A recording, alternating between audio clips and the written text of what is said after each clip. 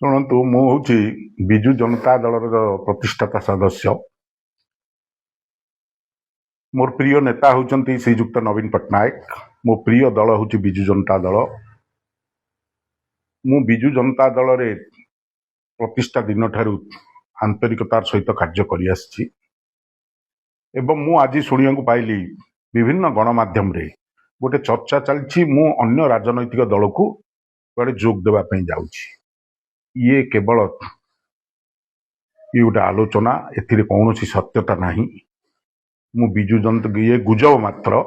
ମୁଁ ବିଜୁ ଜନତା ଦଳରେ ଥିଲି, ଅଛି ଏବଂ ରହିବି।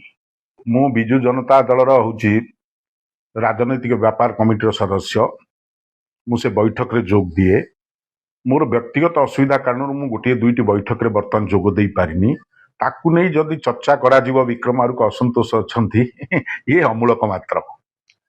ମୁଁ ବିଜୁ ଜନତା ଦଳରେ ରହିଛି। ମୋ ପ୍ରିୟ ନେତା ନବୀନ ପଟ୍ଟନାୟକ ଏବଂ ମୁଁ ତାଙ୍କ ନେତୃତ୍ୱରେ କାର୍ଯ୍ୟ କରୁଛି, ଆଗାମୀ ଦିନରେ ମଧ୍ୟ କାର୍ଯ୍ୟ କରିବି।